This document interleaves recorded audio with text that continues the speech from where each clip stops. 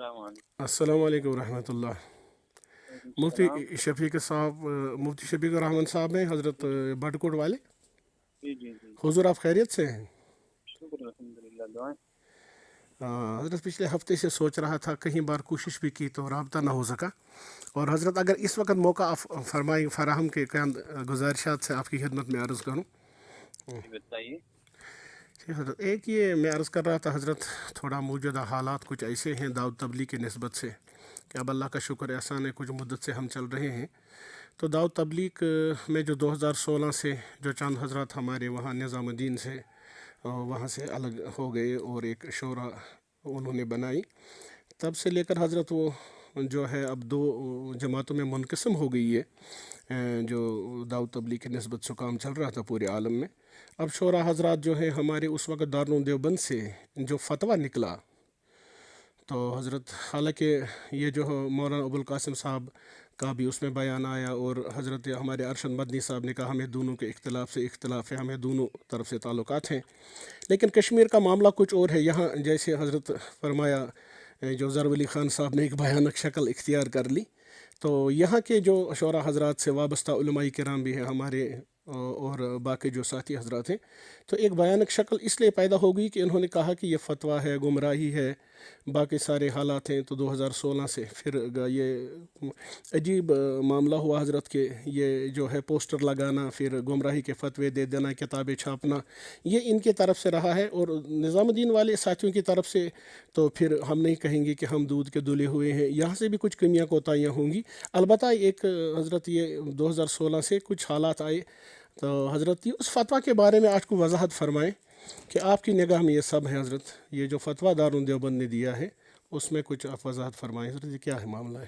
میری کیا حیثیت ہے، میں کیا وضاحت کروں گا؟ میرا اپنا ایک موقف ہے جو میں اپنے ساتھیوں کے سامنے ان اتنے کے بڑے کہنے میں ادارے سے بتا آپ چکا ہوں۔ آپ فارغ ہیں حضرت، افتاء کی ہوئی ہے دارالعلوم میں دیوبند سے حضرت۔ سمجھتا ہوں کہ بڑے حضرات کی بات بہت بڑی ہے، میں تو بہت چھوٹا سا معمولی اور کسی شمار کردار میں نہیں ہوں۔ حضرت اور اس عرصے میں ابھی پچھلے ہفتے بھی بہت سارے حضرات کے فون آئے، کچھ معلوم کچھ نامعلوم، حضرت تو میں نے پہلو تہی کی تھی۔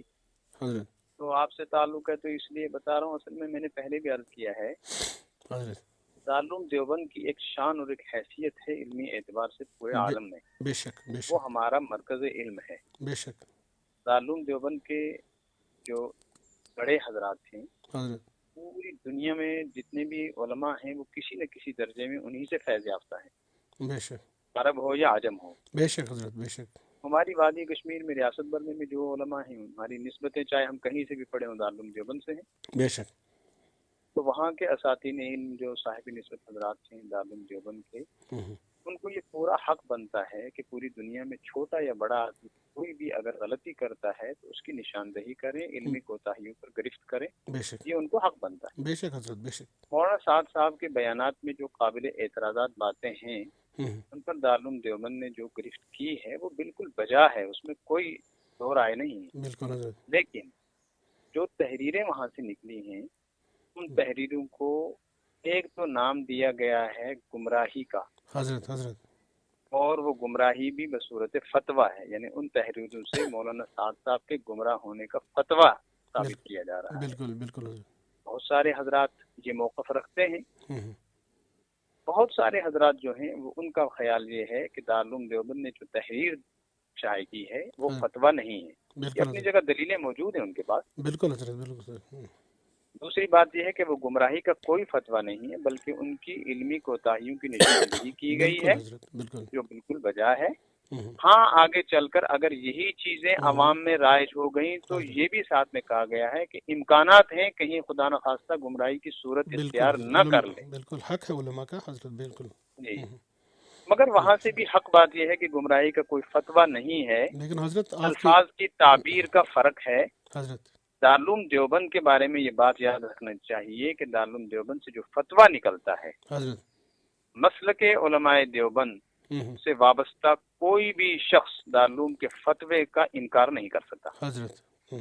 یہاں کی صورتحال یہ ہے کہ خود دارالعلوم دیوبند کے بعض اساتذہ، میرا چونکہ اس اختلاف کے بعد حضرت لمبا سفر ہوا، ملک بھر کا، میں بڑے لوگوں سے ملا، حضرات سے، اکابر سے، علماء سے، حضرت تو بہت سارے دارالعلوم دیوبند کے اساتذہ ایسے ہیں جن کا اپنا خیال جو موقف یہ ہے کہ یہ تحریر تنبیہ کے لیے ہے، یہ ان کی علمی کوتاہیوں کی نشاندہی ہے، یہ کوئی بھی فتویٰ گمراہی کا نہیں ہے۔ وہ دارالعلوم دیوبند کے بعض اساتذہ کا یہی خیال ہے۔ نمبر 2، دارالعلوم دیوبند نے جو تحریر شائع کی تھی، اگر وہ فتویٰ ہے کسی کی گمراہی کا، تو 150 سال میں ایسا کبھی نہیں ہوا کہ ندوۃ العلماء یا مظاہر العلوم دیوبند میں پڑھانے والے اساتذہ اور وہاں کے ذمہ داروں نے اس کو قبول نہ کیا، جبکہ اس تحریر کے بارے میں ملک اور باہر بھی دنیا بھر میں بہت سارے لوگوں کا خیال ہے کہ دارالعلوم دیوبند سے جو فتویٰ نام کی تحریر شائع ہوئی ہے وہ فتویٰ گمراہی کا نہیں ہے، وہ تنبیہی خط ہے، وہ ان کی نشاندہی ہے، یا ہم یوں کہیں آج کی زبان میں بڑے حضرات ہیں، مفتی ابوالقاسم صاحب تو بہت بڑی شخصیت ہیں، اس کو ہم کہیں گے جیسے چھوٹی کی کان کھچائی ہوتی ہے۔ تو لیکن چونکہ بعض حضرات اس کو فتویٰ کہتے ہیں، اور جو شورا سے جڑے ہوئے حضرات ہیں وہ جن لوگوں سے منسلک ہیں، جن علماء سے ان کو زیادہ اعتقاد ہے، وہ ان کے کہنے پر اس کو گمراہی کا فتویٰ کہہ کے بیان کر رہے ہیں۔ میں سمجھتا ہوں وہ کوئی گمراہی کا فتویٰ نہیں ہے، اور میں آپ کو بتا رہا ہوں ہے تو یہ بات بہت بڑی، اس سے اب دلیل چاہیے کہ ہم دارالعلوم دیوبند کے جو مفتی اعظم تھے، مفتی حبیب الرحمان صاحب رحمۃ اللہ علیہ، ان کا انتقال ہوا، ان کے دفتر کے اندر جا کر دارالفتہ میں پوچھا تھا ہمارے احباب نے، ذمہ دار لوگوں نے، جو سچے ہیں، امانت دیانت والے، ایک جماعت وہاں گئی تھی، یہ بہت ابتدا کی بات ہے، میں گیا ہوا تھا سہارنپور وغیرہ، میں نے ان سے سنا کہ ان نے جا کر کہا کہ حضرت جہاں سے جو آپ نے فتویٰ مولانا صاحب کے لیے دیا ہے، تو خدا کو حاضر ناظر جان کے میں تو روزے سے ہوں، اپنے ایمان کی بات کہہ رہا ہوں، کہ انہوں نے یہ بات ارشاد فرمائی کہ ہم نے کسی کی گمراہی کا کوئی فتویٰ نہیں دیا، حضرت مفتی محتمم صاحب نے ایک تحریر لکھ کر ہمیں مہمان خانے میں بلایا، اور مہمان خانے میں ہمیں بلا کر وہ سنایا اور ہم سے دستخط دیے گئے، وہ کوئی گمراہی کا فتویٰ نہیں۔ پھر اگر وہ گمراہی کا فتویٰ ہے تو ملک میں، بیرون ملک، دیوبند مکتبہ فکر سے تعلق رکھنے والے سینکڑوں نہیں ہزاروں علماء جو ہیں وہ نظام الدین سے جڑے ہوئے ہیں۔ اگر مولانا سعد گمراہ ہو گئے تو وہ لوگ کیسے حق پر ہیں جو ان کی اتباع کر رہے ہیں؟ تو سارا طبقہ گمراہ ہوا، اور پھر جب وہ گمراہ ہوئے تو عوام کل انعام، ان کی تو بیچاروں کی کوئی حیثیت ہی نہیں، وہ تو بالکل گمراہ ہو گئے۔ اس لیے جو حضرات اس کو فتویٰ کہتے ہیں ان کی اپنی تحقیق ہے۔ آپ دیکھیں یہاں کشمیر میں جو علماء ہیں نا، عرض کریں کہ نظام الدین کی طرف سے وفود آئے اور رجوع پیش کر دیا گیا، ایک سلسلہ کئی سالوں سے چلتا آ رہا ہے۔ ان کا رجوع نامہ، مولانا سعد صاحب کا رجوع نامہ تو تحریری بھی آیا تھا، اور اس کے ساتھ ان نے زبانی بھی دو، وہ ریکارڈ پہ موجود ہے یوٹیوب پہ، جی 3 مرتبہ ان کا رجوع نامہ آیا۔ البتہ حضرات اکابر دارالعلوم دیوبند جو ہیں وہ اس رجوع نامے سے مطمئن نہیں ہوئے، یہ ایک الگ بات ہے۔ جی جی جی جی لیکن میں اپنی جگہ سمجھتا ہوں کہ اس کو فتوے کا نام دے کر گمراہی بیان کرنا یہ بہت بڑی زیادتی ہے، اند اللہ جواب دینا ہے۔ میں سمجھتا ہوں جو لوگ اس کو فتویٰ کہہ رہے ہیں اور گمراہی کہہ رہے ہیں، ان کے پاس اس کی دلیل ہوگی، وہ تو بری ہو جائیں گے۔ میرے پاس دلیل نہیں ہے ان کو گمراہ کہنے کی کچھ، جہاں تک میں نے سمجھا جن چیزوں پر گمراہی کا فتویٰ لگایا جا رہا ہے ان کی تعویل ہو سکتی ہے، ہو سکتی ہے ان کی تعویل۔ ایک بات آپ کی خدمت میں عرض کروں، وہ 2016 سے حالات آئے، جو کچھ بھی ہوا نبھا لیا ہم نے، جیسے مولانا صاحب نے فرمایا کہ اخلاق سے نہیں گرنا، قانون کو نہیں توڑنا، شریعت کو نہیں، ان کے الفاظ کو ملفوظ نظر رکھ کر تو ساتھیوں نے کام کیا تھرو آؤٹ ورلڈ، کہیں نہیں، البتہ جموں کشمیر کا معاملہ کچھ اور ہے، یہاں تھوڑا سا زیادہ حالات، یہاں تو اصل میں مزاج میں شدت بہت زیادہ ہے، جذباتیت ہے، تو یہاں ایک دم حضرت یہ جیسے سافٹ ویئر میں ہمیں پرابلم ہے، اس کو کی اللہ ہمیں ہمارے حال پہ رحم فرمائے۔ تو حضرت میں آپ کی خدمت میں عرض کروں تو اب تک تو نب چکا تھا، بہت قریب آ چکے تھے، جیسے پہلے جو 2016 سے لے کر علماء اکابرین حضرات شورا کی طرف سے جو استعمال ہوئے، اس میں بعد میں انہوں نے خاموشی اختیار کر لی، بڑی خوشی۔ نہیں، میں یہ لفظ نہیں بولوں گا کہ وہ استعمال ہوئے حضرات اکابر علماء، یہ لفظ مجھے نہیں لگتا کہ مناسب ہے۔ حضرات علماء نے اس وقت جس چیز کو حق سمجھا وہ کہہ دیا، وہ ان کی اپنی تحقیق تھی۔ البتہ میں یہ سمجھتا ہوں کہ دعوت و تبلیغ کے احباب نے یہ رخ جو اختیار کیا نا اختلاف کا، اس کے بعد علماء کو بلا کر بیانات شروع کروائے، اور علماء نے اس بیان میں مجمع عام میں آ کر جو چیزیں مولانا سعد صاحب کے حوالے سے، تحریر کے حوالے سے بیان کی، وہ وقت کی ضرورت نہیں تھی۔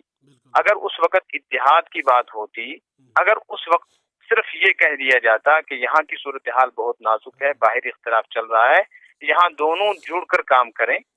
مجھے لگتا ہے یہ زیادہ ضرورت تھی ہر جگہ، لیکن تھوڑی شدت ہو گئی، پھر بھی اللہ کا شدت شکر ہوئی۔ اب تو ٹھیک تھا معاملہ 2016 سے لے کر اب تو معاملہ نہیں، اب تو بالکل ٹھیک الحمدللہ تھا۔ کافی حد تک، ہاں حضرت آپ کی خدمت میں عرض کروں مفتی صاحب، اب معمول پہ حالات تھے، دونوں جماعتیں کام کرتی تھے، ایک دوسرے کے قریب آ چکے تھے، تو جماعتیں اکٹھی بھی بہت جگہ پہ جماعتوں نے اکٹھے کام کیا، اب قریب آنے کے بہت ہی امکانات تھے اور بڑی امیدیں تھیں دونوں سائڈوں سے، دونوں سے بڑی امیدیں تھیں ہمیں، الحمدللہ لیکن کافی قربتیں ہو رہی تھی۔ بیچ میں حضرت میں بالکل قریب تھے، اب ان حالات سے ہم نکل چکے تھے۔ اب اس وقت بہت سارے مسائل اور ہیں، جیسے ارتداد کی محنت ہے اس وقت کشمیر میں، کتنے حالات ہیں، منشیات ہے، باقی حالات ہیں، اس پر ہمیں جو توجہ زیادہ دینے کی ضرورت ہے۔ بچیاں کود رہی ہیں حضرت پلوں سے، باقی کتنے معاملات ہیں اس وقت ہمارے معاشرے میں۔ اس وقت ہمارا رجحان اسی طرف تھا اور محنت کر رہے تھے یہ خدا کے بندے ہر اعتبار سے کہ کشمیر کا معاشرہ ٹھیک ہو جائے، یا پورے عالم کی طرف سے محنت ہو رہی تھی، دونوں سائڈوں سے میں نہیں کر رہا، لیکن ایک چیز حضرت یہ 10-15 دن پہلے جو آئے، کشمیر کی بہت بڑی علمی شخصیت جس سے ہم متاثر ہیں، اللہ ان کے خوش رکھے، لمبی علم میں انہیں اضافہ عطا فرمائے اور اللہ صحت عطا فرمائے، حضرت مفتی نذیر مفتی صاحب، نذیر صاحب، مفتی نذیر صاحب جی جی ہمارے جو ہیں ہمارے بڑے ہیں حضرت، تو حضرت بالکل، ان کی طرف سے جو بارہمولہ میں، حالانکہ کسی مقام افتاح سے نہیں بلکہ مقام تربیت سے جو فتویٰ اب آیا، اس میں علماء، حالانکہ فرمایا گیا جو ان سے وابستہ علماء کرام ہیں، انہوں نے خطیب ہیں کچھ، انہوں نے فرمایا کہ 2200 علماء تھے، اب حقیقت وہ جانے جو وہاں پر تھے، تو حضرت یہ وہ جو فتویٰ اب نئی سرے سے اس کو پھر امت کے سامنے جو خصوصاً جموں کشمیر میں شائع کر دیا گیا، اور ویب سائٹ پہ آیا اور ویڈیو آئے اس کے، اور سوشل میڈیا پہ آیا، اس سے ایک بھیانک شکل اب اختیار ہو گئی ہے، ہر سائڈ سے مسائل، جماعتوں کو گھروں سے نکال دینا، امامت کے منصب سے لوگوں کو اتار دینا، گمراہی کے فتویٰ دے دینا، کیونکہ یہ علمی شخصیت کی طرف سے آیا ہے۔ تو حضرت اتنی بات عرض کرے، 2200 علماء میں ایک تو آپ بھی ہیں حضور، کیا آپ کی تشریف آوری وہاں پر تھی، یا مفتی میں کشمیر کے بہت بڑے عالم، بڑے اکابرین میں سے ہے ہمارے حضرت مفتی مظفر حسین قاسمی صاحب، کیا ان کی موجودگی وہاں پر تھی؟ اور اتنے بڑے علماء ہیں، اتنے بڑے علماء حضرات ہیں ہمارے کشمیر کے، کیا وہاں اس میں موجود تھے؟ پھر جو حضرت یہ فتویٰ آیا، اس کے آپ اس میں تھوڑی سی روشنی کی، یہ فتویٰ ہے، یہ کیا ہے اس وقت جو گمراہی کے فتوے دے رہے ہیں، حتیٰ کہ ایک شخص اتنا گر گیا، اس نے کہا سادیانی اور قادیانی اب کوئی مسئلہ نہیں ہے، یہاں ہاں، یہ تک تو میں نے معاملہ بھی ہوا سنا۔ ہے۔ اللہ ہمارے حضرت، یہ آپ کی نگاہ میں کیا ہے، یہ آپ نے دیکھا ہوگا یا آپ کے اصل قریب وہ آئے ہوں گے، پوچھا ہوگا؟ بات یہ ہے کہ میں تو حضرت بارہمولہ میں جو اجتماع ہوا تھا مسجد حضرت رشاد میں، جو ہمارے ساتھی ہیں ایک یہاں قریب میں مفتی عبداللطیف صاحب، ان نے دعوت دی تھی فون پہ، اچھا میں نے کہا بھی تھا کہ میں انشاءاللہ آؤں گا، لیکن میں تاریخ بھول گیا اور میں اس دن کسی دوسرے کو وقت دے چکا تھا، اس لیے میں وہاں جا نہیں پایا۔ ٹھیک، ان نے وہ پوسٹر وغیرہ نکال دیا تھا، تو میری شرکت تو وہاں نہیں ہوئی۔ البتہ وہاں 2200 علماء تھے یا کتنے تھے مجھے معلوم نہیں، شاید 2200 علماء ابھی وادی میں ہیں بھی نہیں، میرا اندازہ ہے، وادی میں کیونکہ ہمیں کتنے تو آپ علماء لوگوں کی کی نگاہ تبلیغ میں ہے والوں کے سارا؟ اعداد و شمار کے اعتبار سے پتہ چلتا ہے کہ علماء کی تعداد کس علاقے میں کتنی ہے، وہ مجھے پچھلی دفعہ میں نے کہیں 2-4 مہینے پہلے معلوم کیا تھا، تو پتہ چلتا کہ 1700 کے قریب علماء ہیں، تو ممکن ہے کچھ لوگ وہاں جمع ہوں، انہیں بھی دستخط کر دیے، وہ عالم نہ ہوں، یا بعضی جگہ ایسا ہوتا ہے کہ مدرسے کے ذمہ دار نے دستخط کیا ہو، مدرسے کا ذمہ دار عالم نہ ہو، حافظ ہو، یا حافظ بھی نہ ہو، بعض مساجد کے ائمہ نے کر دیا ہوگا جو حافظ عالم نہ ہو، تو اس طرح 2200 کی تعداد ممکن ہے ہو گئی ہو، یا کم زیادہ بھی ہو، مبالغہ بھی ہو سکتا ہے۔ اصل مسئلہ یہ ہے کہ یہ تھا تو علماء کا مسئلہ، اور لگ گیا عوام کے ہاتھ، اب یہ ڈور اتنی الجھ گئی ہے کہ سلجھ علماء سے بھی نہیں سکتی، ضرورت ایک دوسرے کے قریب آنے کی تھی، قربتیں پیدا ہو رہی تھی، مسائل حل ہو رہے تھے، لیکن اب اتنی خلیج پیدا ہو گئی علمان والا پیس۔ مفتی صاحب نے جو وہاں تحریر سنائی ہے پڑھ کر، لکھی ہے، وہ تحریر جو ہے میں نے دیکھی نہیں، میں نے ان کا صرف وہ بیان ویڈیو پہ، موبائل پہ کسی نے مجھے سنایا تھا، میں تو چھوٹا موبائل رکھتا ہوں، مجھے پتہ نہیں چلتا، کسی نے مجھے بتایا تھا کہ وہ مفتی صاحب کو کچھ بیان آیا، تو میں نے کہا چلو میں بھی سنتا ہوں، تو مجھے نہیں لگا کہ مفتی صاحب نے اس کو کوئی فتوے کی صورت دی ہے، یا کہیں خدا نخواستہ ایسا کہا ہے جو اس وقت عوام میں پھیل رہا ہے کہ سادیانی قادیانی ہے۔ مفتی صاحب کے بیان کا خلاصہ میں یہ سمجھا ہوں یہ ہے کہ مولانا سعد صاحب کے جو نظریات ہیں وہ عوام میں چونکہ تیزی سے پھیلتے جا رہے ہیں، اس لیے اجتماعی طور پر یہ فیصلہ کیا جا رہا ہے کہ اس طرح کی چیزیں نہ پھیلیں، اور جو لوگ یہ کر رہے ہیں یہ کام ان کا تعاون کیا جائے. آگے یہ تعاون علی الاسم کے تحت آ سکتا ہے، مجھے ایسے الفاظ یاد مفتی صاحب نے فرمایا ہے نہیں، آ سکتا ہے، یعنی ممکن ہے آگے چل کے تعاون علی الاسم ہو جائے. سنیے حضرت، اب ٹھیک ہے حضرت، انہوں نے اتنا فرمایا آ سکتا ہے، لیکن اس بات کو چلانے والے خطیب حضرات چند مفتیان کرام اور باقی وہ جو تو میں ان نے کے بتلا ساتھی دیا نا آپ کو کہ یہ عوام کے ہاتھ میں چلا گیا. میں ابھی نہیں 2 دن پہلے عوام مجھے فون عوام آیا تھا ایک. عوام تو مبرہ حضور ایک بات عرض کرو، عوام تو خاموش بیٹھی ہے، عوام تو ہماری بات سنتے ہیں دونوں سائڈوں سے، عوام ہمیں ساتھ دیتی ہے، عوام تو اس میں مبرہ ان کا بیچاروں کا کیا قصور، جہاں تک میں سمجھو حضرت آپ کی خدمت میں عرض کروں تو جو میں عرض کروں حضرت کہ یہ اس وقت جو تعاون الاسم والعدوان میں جو یہ بات آئی ہے، یہ تو یہاں پر جس چیز کے طریقے سے اس کو ساتھی پیش کر رہے ہیں اور گھر گھر در در ملاقاتیں اور بیان اور خطیب حضرات کرتے ہیں اور مساجدوں سے یہ ساری چیزیں جو ہیں، تو یہ اس وقت نامور علماء، نامور مدارس کے علماء اس وقت آپ کے ضلع کپواڑہ میں اس وقت جو جماعت چل رہی ہے، پرسوں جمعہ کے دن جو باہر سے جماعت آئی ہے، اس جماعت کے اندر علماء ہیں اور اس جماعت کے ذمہ دار ہیں حضرت مولانا عبداللہ بلیاوی رحمۃ اللہ علیہ کے صاحبزادے، جو مرکز کے پرانے اراکین اور اساتین میں سے تھے. انہوں نے ساری زندگی مولانا الیاس صاحب رحمۃ اللہ علیہ سے لے کے اب اپنی آخری دم تک مرکز کے ساتھ جڑ کے گزاری. ان کے صاحبزادے ہیں، عالم ہیں، فاضل ہیں، مفتی ہیں، اور مظاہر العلوم سہارنپور کے شعبہ تخصص فی الحدیث کے استاذ ہیں، جہاں میں نے پڑھا ہے. تو وہ یہاں پر تشریف لائے تھے اچانک، تو مجھے بھی تعجب ہوا. تو پھر وہ معلوم ہوا کہ جماعت کے امیر کی حیثیت سے یہاں آئے ہیں. میں نے ان سے پوچھا آپ کیسے آ گئے؟ تو میں نے کہا میں ہر سال جماعت میں نکلتا ہوں. میں نے کہا نظام الدین سے جڑے ہوئے ہیں یا شورا سے؟ کہنے لگے نظام الدین سے. میں نے کہا آپ کے مظاہر علوم میں کہانی یکسو ہے، سب کے سب مظاہر علوم میں جو ہیں وہ 2-3 آدمیوں کو چھوڑ کر، اور جو 2-3 ہیں ان کا بھی کوئی دوسرا مسئلہ ہے. وہ مسئلہ میں بھی سمجھتا ہوں کیا ہے، وہ کچھ خاندانی معاملات ہیں. تو باقی یکسو ہے سب. ان میں حضرت مفتی طاہر صاحب ہیں، وہ ہمارے استاد ہیں. مفتی محمود صاحب رحمۃ اللہ کے خلیفہ ہیں. مفتی مقصود صاحب ہیں، یہ بڑے حضرات ہیں. وہ تو سب جو ہیں نظام الدین سے اچھا تعلق رکھتے ہیں اور نرم گوشہ رکھتے ہیں، اور اس ادارے کے ایک ذمہ دار عالم، وہ بھی دورہ حدیث کے بعد جو شعبہ ہے تخصص الحدیث، اس کے استاد ابھی کی جماعت میں ہیں. تو تعاون علی الاسم اگر کہیں گے تو پھر ہم کس کو اس زمرے میں لائیں؟ وہی عرض کریں نا، اس میں عرض کریں آپ کی خدمت میں حضرت، یہ جو 1.5 کروڑ کا معاملہ ہے جو ہر ایک زبان پر ہے، تقریباً 1.5 کروڑ کا مجمع اورنگ آباد میں، اور میں خود وہاں موجود تھا، جس میں 60,000 تقریباً علماء کرام تھے. میں خود موجود تھا. میں نے وہ تو خیر میں گیا تھا اپنے کام سے پچھلے سال چند ساتھیوں کو لے کر دارالعلوم دیوبند اور مظاہر علوم دکھانے کے لیے. پھر وہاں سے چلا گیا میں دلی. ہم نے وہاں رات گزاری. نظام الدین کے قریب میں ایک ہوٹل میں کمرہ لیا. وہ تو چونکہ اسی طرح کے کچھ احباب تھے تاجر پیشہ. پھر وہاں بھی گئے، میں نے عصر کی نماز پڑھی. تو مجھے بتایا گیا کہ یہاں ایک مسجد ہے جو علماء ہیں وہاں ہیں. تو میں چلا گیا. میرا اندازہ ہے کہ 1,000 کے قریب علماء اس وقت موجود تھے وہاں. مختلف مدارس کے کچھ اساتذہ، کچھ طلبہ فارغ ہوئے جو وقت لگانے کے لیے آئے تھے، وقت لگا رہے تھے، وقت لگا کے واپس آئے تھے. مرکز نظام الدین کا جو محراب ہے، محراب کی طرف دائیں ہاتھ پہ حی علی الصلاح والی سائڈ ہم نے ایک نئی مسجد جو ہے وہ لے لی تھی حالات کے پیش نظر کووڈ میں. ہزاروں کی تعداد میں نہیں، اس وقت بھی چل رہے ہیں لوگ. اتنی ساری چیزیں ہیں حضرت. میں یہ عرض کروں تو یہی تو یہ تعاون علی الاسم والعدوان کے اگر ہم بات کہیں جو اس وقت چلائی جا رہی ہے، تو اس میں تو دارالعلوم ندوہ سے جو طالب علم ہے یا اساتذہ وہاں سے وقت لگاتے ہیں، اور اس وقت 27 علماء یہ جماعتوں میں ہیں، نقل و حرکت میں ہیں، جو 1 سال کے لیے ہیں اور کشمیر میں وقت لگا کے گئے ہیں. اور اس وقت اتنی بڑی تو یہاں بھی تو لگا رہے نا علماء. یہاں بھی تو کچھ علماء ہیں جو دارالعلوم دیوبند کے پڑھے. مفتی غلام نبی صاحب تو قاسمی ہیں، وہ بھی وقت لگا رہے ہیں، ان کے ساتھ لگے. غلام نبی صاحب قاسمی ہے. اور رائے کا اختلاف ہو سکتا ہے. ایک چیز ہم عرض کریں آپ کی خدمت میں حضرت، پھر مفتی مظفر صاحب قاسمی جو ہیں شیخ الحدیث ہمارے سوپور والے وہ ہیں، اور ہم دیکھیں آپ مفتی صاحب آپ بھی ہیں، اور ہمارے مفتی بشیر صاحب قاسمی ہیں کوپاڑا کے، اور اتنی بڑی علمی شخصیت جن سے لوگ سب سے زیادہ متاثر اور تعلق ہیں ہمارے کوپارا کی شان ہم سمجھے وہ ہیں قاری دانش صاحب،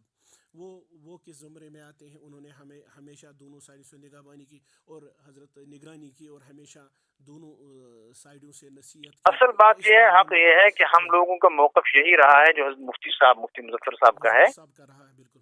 کہ ہم کسی کے متعلق بد زبانی اور بدگوئی نہیں کریں گے۔ نمبر ایک، جو ہمارے پاس آئے گا ہم اس کا پہلی کی طرح ادب و احترام کریں گے،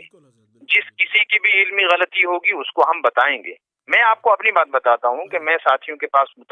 کیونکہ نظام الدین کے حضرات کبھی کبھی مجھے بلا لیتے ہیں، کہیں کوئی جوڑ ہے کچھ ہے تو میں حسب ترتیب پہلے کی طرح چلا جاتا ہوں، لیکن جب کبھی اکیلے بیٹھے ہوتے ہیں تو میں اپنے ساتھیوں کو جس شدت کے ساتھ میں کچھ باتیں بتاتا ہوں، مجھے نہیں لگتا ہے کہ بڑے حضرات بھی وہ بات بتا پائیں گے، اس لیے کہ وہ تو قریب نہیں ہے نا، وہ دور ہیں ان سے، تو قریب جاننے سے مسئلہ حل ہوتا۔ یہ جو حضرات ہیں، ہمارا موقف شروع سے یہی رہا ہے کہ اس اختلاف سے ہم اپنے آپ کو دور رکھیں گے، چاہے کوئی ہمیں گھسیٹے۔ مطلب مفتی مظفر صاحب ہیں، ان کو تو گھسیٹا گیا، اس میں باضابطہ نامزد کیا گیا، بدنام کیا گیا، فون کیے گئے۔ مجھ سے مفتی صاحب کی ایک دفعہ بات ہوئی تھی، کس انداز سے ان کی بے ادبی اور گستاخی کی گئی۔ تو یہ تو ہے کہ جو عالم خاموش ہے یا جو عالم نرم گوشہ رکھتا ہے، اس کی ذلت و رسوائی میں تو کوئی کسر نہیں چھوڑی جاتی۔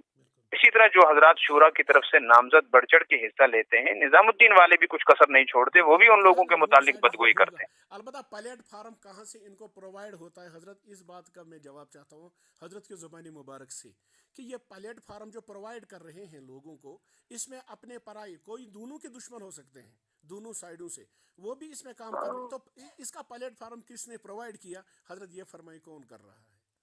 پلیٹ فارم کو تو دیکھیں، آپ سب سے پہلے یہ بات سمجھیں کہ یہ جو اختلاف ہے نا، اس اختلاف کی جو بنیادی وجوہات ہیں، یہ کسی کے کرنے سے نہیں ہوا، کچھ لوگ اس میں آ گئے، ان کے کرنے سے ایسا ہوا، یہ باہر کا ہم نہیں کہیں گے کسی نے کیا۔ مولانا علی میاں ندوی رحمۃ اللہ علیہ نے کتاب لکھی ہے مولانا الیاس اور ان کی دینی دعوت، اس میں ایک تفصیلی واقعہ لکھا ہے مولانا یوسف صاحب کاندلوی رحمۃ اللہ علیہ کی ملاقات کا، اور حضرت مولانا مفسر قرآن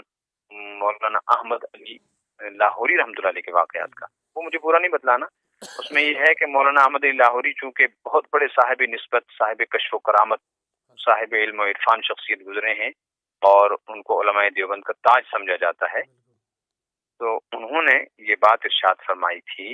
کہ مولوی یوسف کام تو تمہارا اچھا ہے، یعنی دعوت تبلیغ کی یہ ترتیب تو اچھی ہے، لیکن تحزب اس کی موت ہے۔ تحزب ہے حزب سے بنا ہوا، حزب کے معنی پارٹی بازی، یعنی یہ کام بس تب تک چلے گا جب تک اس میں پارٹی بازی نہ ہو، تو پارٹی بازی ہوگی تو اس کی موت ہوگی۔ میں سمجھتا ہوں 90 سال کے قریب یا 70 سال کے قریب، 26 سے لے کر دیکھو، یہ صدی کے قریب کا زمانہ گزر گیا، اس میں کوئی اختلاف نہیں ہوا، کوئی انتشار نہیں ہوا، اجتماعیت کے ساتھ اونچ نیچ برداشت کرتے ہوئے، بلکہ کہتے تھے اصول ٹوٹے ساتھی نہ ٹوٹے، اس چیز کو مد نظر رکھتے ہوئے ان نے کام کیا، الحمدللہ ساری دنیا میں کام پھیلا۔ اب شاید اس کام کے آخری وقت ہیں، اور یہ بدقسمتی ہے کہ ہمارے دور میں یہ انتشار پیدا ہو گیا، اور اس وقت ایسی صورتحال پیدا ہوئی۔ میں تو سمجھتا ہوں، میں نے ایک دفعہ کہا تھا، حضرت ہمارے حضرت پیر صاحب تھے نا، پیر شمس صاحب رحمۃ اللہ علیہ، اللہ تعالیٰ ان کے درجات بلند فرمائے، ان کی وفات جب ہوئی تو میں وہاں تعزیت پہ حاضر ہوا تھا، تو ان کے صاحبزادے پیر عبدالرشید صاحب ہیں، وہ شفقت فرماتے ہیں، انہوں نے مجھے کہا بات کرو، میری ہمت تو نہیں تھی، میں نے کہا اتنی بڑی شخصیت پہ کیا بات کروں۔ خیر اللہ نے میرے ذہن میں ایک بات ڈالی، میں نے کہا حضرت پیر صاحب کی سب سے بڑی کرامت یہ ہے کہ ساری زندگی دعوت تبلیغ کے کام میں لگے رہے، اور جب ان کا آخری وقت آیا تو اس وقت ان کی یادداشت چلی گئی، اور ان کو کچھ پتہ نہیں چلا کہ یہ انتشار ہو گیا رہا ہے۔ میں نے کہا یہ سب سے بڑی کرامت ہے کہ فتنے سے اللہ نے ان کو بچا لیا۔ میں سمجھتا ہوں ہم بدقسمت لوگ ہیں کہ ہمارے زمانے میں یہ فتنہ پیدا ہوا، اور ہم کہیں سن رہے ہیں، کہیں بول رہے ہیں، غیبتوں کا دور چل رہا ہے، تو ظاہر ہے اس میں اپنے لوگ استعمال ہوتے ہیں، اپنے ہی لوگ استعمال ہوئے ہیں، اپنے ہی لوگ اس کو اچھال رہے ہیں، اپنے ہی لوگ اس کو پھیلا رہے ہیں۔ احتیاط کی بہت ضرورت ہے، بہت زیادہ ضرورت ہے۔ آپ کو شاید اندازہ ہوگا، میں جمعہ کی نماز پڑھاتا ہوں یہاں اپنے قریب ہے وڈی پورہ، تو وڈی پورہ میں جمعہ کی نماز کے موقع پر پرچے آتے رہتے ہیں، سوالات کے جوابات، اب بیان تو ہوتا نہیں، وہ سوال جواب کی نشست چلتی ہے، وہ پھر فیس بک پہ بھی آتی ہے مفتی شفیق الرحمان چینل سے، تو اس میں صرف سوالات کے جوابات ہوتے ہیں۔ وہ نوجوان طبقہ ہے اس وقت الحمدللہ، کافی لوگ دائیں بائیں سے وہاں آ جاتے ہیں۔ پچھلی دفعہ کسی نے مجھ سے سوال، پرچہ میرے پاس تھا، بریلوی، دیوبندی، وہابی، جماعت اسلامی، اہل حدیث میں سے حق پر کون ہے؟ عجیب سا سوال، تو میں نے اس کے جواب میں کہا شاید آپ وہاں دیکھیں گے، میں نے کہا ایک وقت تھا جب ہم یہ بات کہہ سکتے تھے حق پر کون ہے ناحق کون ہے، لیکن یہ جو دور ہے جس میں ہم اس وقت جی رہے ہیں، اب حق اور ناحق کا مسئلہ نہیں رہا، ہمیں اب لا الہ الا اللہ اس کلمے کی بنیاد پر ایک ہو جانا چاہیے، اس لیے کہ ہمارا دشمن ہمیں بریلوی، دیوبندی، جماعت اسلامی، وہابی، اہل حدیث نہیں سمجھتا، وہ محمد عربی صلی اللہ علیہ وسلم کا غلام سمجھتا ہے۔ اختلافات اپنی جگہ ہیں، صحیح اور غلط کے دلائل بھی اپنی جگہ ہیں، لیکن موجودہ حالات میں منبر و محراب سے یہ بات نہیں ہونی چاہیے، عوام میں انتشار ہوگا۔ ایسے ہی انتشار اب پرسوں جو ہوا، اگرچہ میں نے سنا ہے کہ مفتی نذیر صاحب دامت برکاتہم نے وہاں باضابطہ اس کی وضاحت کی تھی کہ کوئی اس کی ریکارڈنگ نہیں ہونی چاہیے، کوئی فیس بک وغیرہ پہ نہ جائے، لیکن کہاں ہوتی ہے پابندی؟ ایسے مجمع میں عوام بھی چلے جاتے ہیں۔ 2 دن بعد کی مجھے میرے ایک ساتھی نے روتے ہوئے رودات سنائی، یہاں ماور سے نماز پڑھاتے ہیں، وہ ماسٹر ہیں، مشرہ ہیں اور بہت حلیم، بڑے شریف ہیں، بیچاروں کو کوئی لینا دینا اس اختلاف سے نہیں ہے، بس وہ نظام الدین سے اعتقاداً جڑے ہیں، ساتھیوں نے ان پر محنت کی تھی۔ وہ مجھے کہنے لگے کہ جی نماز پڑھانے لگا تھا، مجھے میرے ساتھیوں نے، وہ جو شورا والے حضرات ہیں، انہوں نے کہا ہے کہ تم کو تو مفتی نذیر صاحب کا فتویٰ آیا پتہ نہیں، تم کو نکاح بھی نیا پڑھنا ہے، کلمہ بھی پڑھنا ہے اور نمازیں بھی نہیں پڑھنی۔ ایک معاملہ حضور کی خدمت میں آیا، حضرت آپ کی خدمت میں ایک معاملہ آیا، ایسے ہزاروں معاملے ہوئے ہیں ہر سائڈ سے۔ اب نہیں، یہاں قریب میں ہوا نا پرسوں، اسی دن جس دن یہ ہوا ہے اس کے دوسرے دن ماگام میں ایک جماعت ہے کلکتہ کی، مستورات کی جماعت، وہ کچھ دنوں سے کام کر رہی ہے، ایک خاتون ان کی انتقال کر کے یہیں مدفون بھی ہوئی ماگام میں۔ تو جب یہ تحریر منظر عام پہ آئی اور بیان حضرت مفتی صاحب دامت برکاتہم کا ویڈیو پہ موبائل پہ چلا تو کسی نے سنا، تو جس گھر میں ان کی رہائش تھی، مجھے ایک وہاں کے ذمہ دار آدمی نے فون کیا ماگام کے، وہ میرے ساتھ جڑے ہوئے بیچارے دیندار ہیں، کہ جی ایسا ایسا مسئلہ ہوا ہے، ان کو لوگ کہہ رہے ہیں کہ تمہارے خلاف فتویٰ آ گیا ہے گمراہی کا، تو اب جگہ نہیں مل رہی ہے ان کو کسی کے گھر میں، اور مغرب کا وقت ہے، تو میں ان عورتوں کو کیا کروں؟ میں نے کہا بھائی کافر کو بھی جگہ دینی چاہیے، تو مسلمان ہیں، چلو جی گمراہی کا فتویٰ ہے، لیکن ہیں تو کلمہ گو اور مسافر بھی ہیں، آپ ان عورتوں کو اپنے گھر لے جاؤ اور مردوں کو کہو مسجد میں رہو۔ یہ صورتحال پرسوں کی ہے۔ ٹھیک حضرت، بس اب کیا کریں حضرت، ہمارا رونا بھی اب کیا کریں حضرت، کیا کریں حضرت، اللہ ہمیں اب صبر عطا فرمائے حضرت۔ اللہ تعالیٰ صبر عطا فرمائے، نہیں بس اب تو خاموشی۔ آپ کی مصروفیات میری زیر نظر ہے، ایک خدمت آخر میں، یہ جو فتویٰ پھر آیا، اس کی کاپیاں بنائی گئی، اس کو لایا گیا، یہ گھر گھر اس وقت لوگوں کو دکھا رہے ہیں، باقی یہ سارا معاملہ حضرت، اس میں اب دستخط آپ کا کچھ دستخط کے لیے کچھ آپ کے پاس یہ بھی نہیں، یہ قابل تعجب بات ہے کہ فتویٰ جب نکلتا ہے تو اس کو دستخط کے لیے جگہ جگہ نہیں بھیجا جاتا، یہ کوئی فتویٰ نہیں۔ اگر یہ فتویٰ ہوتا تو یہ دارالعلوم رحیمیہ بانڈی پورہ سے، دارالعلوم سوپور سے، دارالعلوم بلالیہ سے، جو بڑے ادارے ہمارے ہیں،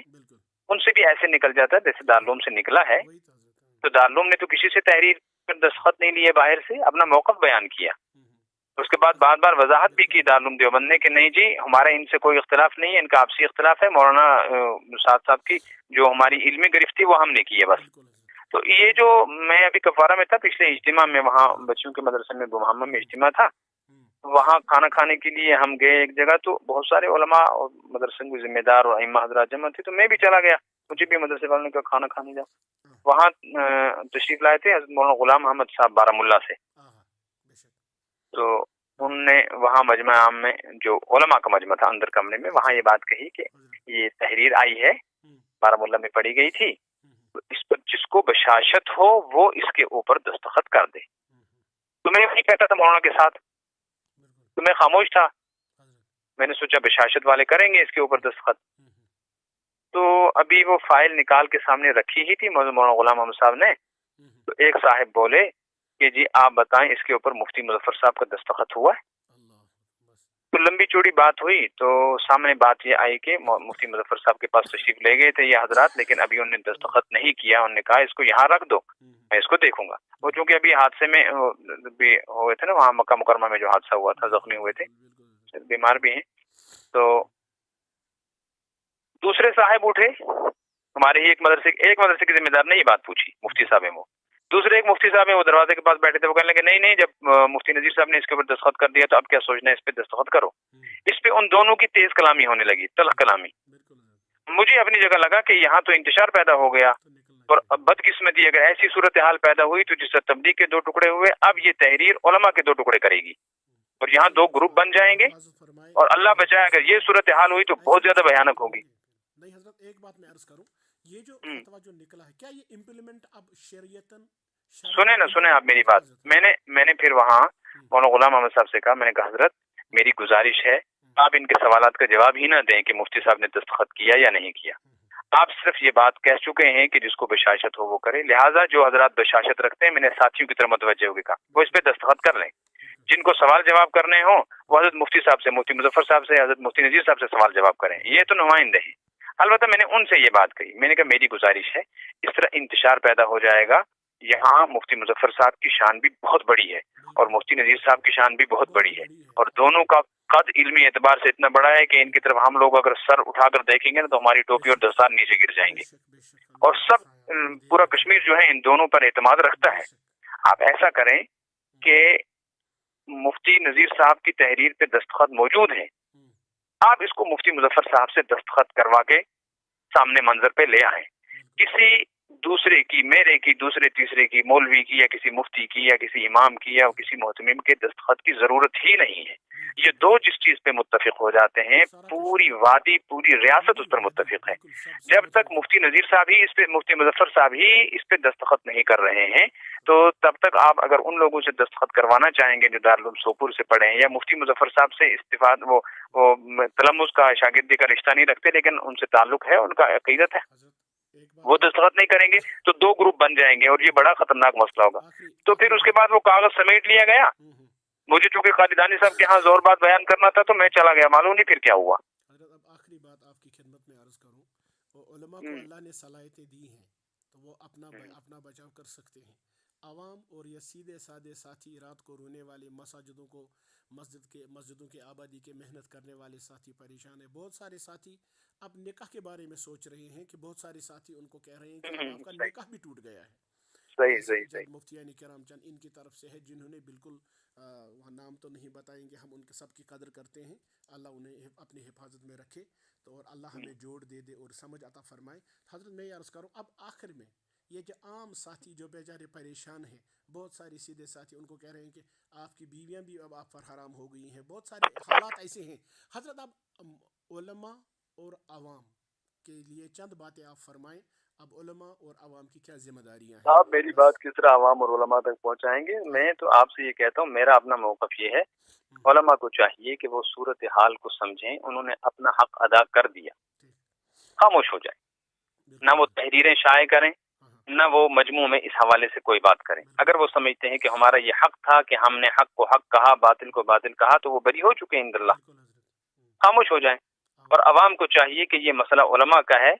फतवेबाजी वो न करें, वो गलत तरीके पर उलमा की तहरीरों और बयानात को तोड़ मरोड़ के अपनी मस्जिदों के अंदर इख्तिलाफ न करें। खुदा न खास्ता ऐसा हुआ तो जो इंतशार फिर पैदा होगा, यहाँ काट मार होगी। अब रमजान शरीफ चल रहा है, इस रमजान में इंतशारात पैदा हुए तो आप मुझे बताओ, ये गीबतें, ये बुराइयां, ये फतवेबाजियां, कहाँ का रमजान और क्या? ये बदकिस्मती है कि रमजान से पहले ये चीज वजूद में आई, इसकी तो जरूरत ही नहीं थी, लेकिन अगर जरूरत थी भी, बाज़ हज़रात समझते थे, ये रमजान शरीफ के बाद आना चाहिए था। और ये मैं नहीं समझता हूँ कि मस्जिद रशाद में ये चीज होनी चाहिए थी। मस्जिद रशाद से हटकर बाहर कहीं उलमा को जमा कर लिया जाता, और उसमें भी सिर्फ उन उलमा को जमा किया जाता कश्मीर में जिन उलमा के बारे में हमारे बड़े हजरात को ये लगता था कि ये निजामुद्दीन के हवाले से, मौलाना साहब के हवाले से नरम कोशा रखते हैं या ताउन करते हैं, उनको समझाते, फहमाइश करते, डांट डपट करते कि तुम तावन अल इस्म कर रहे हो।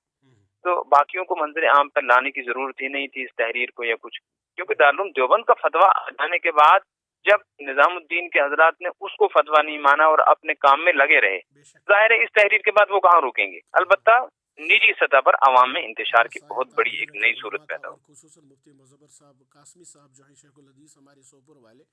उनको जब भी पूछा गया उन्होंने कहा हो यम दजला गाश हिरिया वकन बिल्कुल, हालांकि हम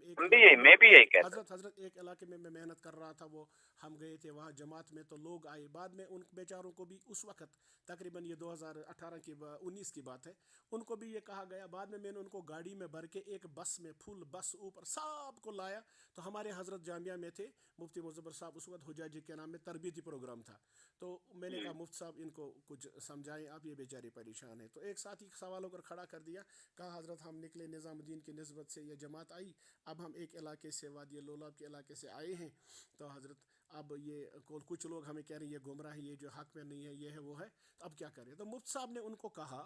जिनकी वीडियो तक मुझे कहा, उनको देखो ये वो इज़्ज़त, अक लंप वोदोद ब्याक लंप गाश हिरिया वकन कम गो कहाँ चन गुमराह बिल्कुल जाओ उनका अपना मौक़िफ़ काम यही करो, शुरू से यही रहा, हजरत शुरू हजरत से जाओ यही। काम करो। उसके बाद वो बेचारे खुशी से काम, उसके बाद चंद हजरत चाहे जो गए हजरत के, मैं नहीं कहूँगा किन की तरफ से गए, वो तकरीबन 20-22 साथी चले गए वहाँ और उन सब लोगों को जुमा किया। तो उनको कहा कि क्या कर रहे हो, ये अच्छा रास्ता नहीं है, ये है जिनकी रिकॉर्डिंग तक मौजूद है, हम इन चीज़ों को तवज्जो नहीं देते हैं, हम सिर्फ काम करते हैं, इंशाल्लाह अल्लाह काम की तो भी कबूल करे अपनी बारगाह में। तो हजरत उन्होंने वहाँ से कहा कि मुफ्ती साहब मुज़फ़्फ़र साहब जैसी इल्मी शख्सियत ने हमें कहा कि आख लापो दजा वुदुद ब्याक तो गाश वकन कम गो। उन्हीं में से एक ज़िम्मेदार इब्न माजा, तिरमिज़ी, बुखारी शरीफ के हवाले देने वाली शख्सियत, अल्लाह उनको सेहत अता फरमाए, उम्र दराज अता फरमाए और उनके इल्म में बरकत अता फरमाए। और उन्होंने उनको कहा दुम हो क्यों हो गो इहुंद लंप सोन लंप एग्रीमेंट वोल इहुंद चोर पावर। अब वो बेचारी परेशान, फिर मुझे जाना पड़ा, फिर उलमा से फिर रब्ता कर। चलो हजरत ऐसे डायलॉग तो बहुत सुनने में आए। चलो हजरत अल्लाह आपको खुश रखे, सेहत आफियत, आपका वक्त देने के बस लिए जी अपनी जबान बंद रखें। ठीक है हजरत। उलमा चाहे आप समझते हो कि ये उलमा हमारे साथ जुड़े हुए हैं या नहीं जुड़े, शूरा के साथ जुड़े हुए हैं, दो बातें तो जहन में रखें, अपने साथियों को बतलाएं। किसी आलिम की कुदरत दिल में न रखें, ये ईमान सलब होने का जरिया है। दोनों साइडों के उलमा हमारे ताज हैं, हम उनकी कदर करते हैं। दूसरा ये है कि अपने दूसरे साथी हैं ना शूरा वाले, इनके मुतालिक भी गलत न कहें, गलत न सोचें, बस वो काम कर रहे हैं। सही और गलत का फैसला तो कल क़यामत के दिन होगा। यहाँ जो गलतियां मौलाना साहब के बयानात में इल्मी थी वो उसकी गिरफ्त कर दी,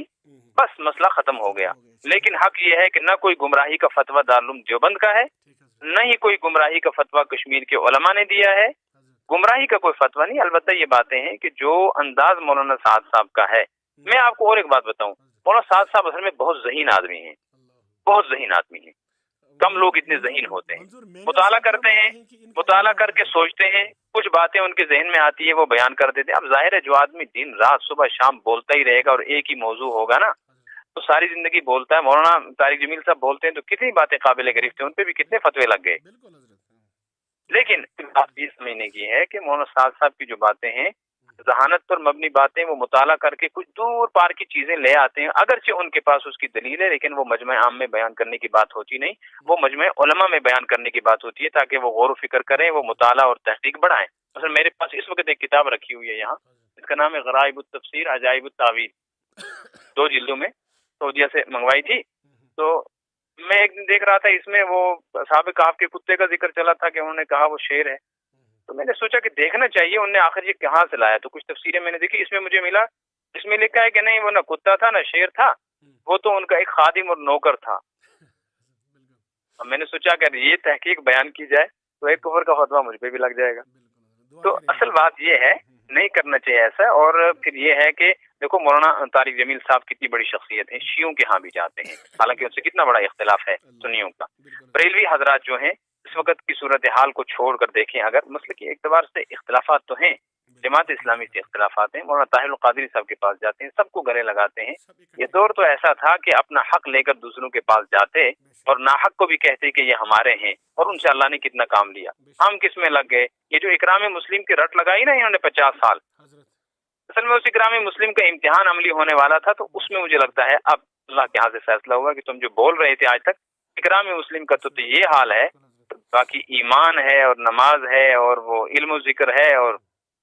तफरीह वक्त है, उसका क्या हाल होगा वो तो सब खुल गया सबका। अल्लाह रहम। बस जी अल्लाह अपनी अपनी हिफाजत पर पनाह में रखे, साथियों को समझाएं, रमजान है तो इस्तगफार करें, खामोश रहें।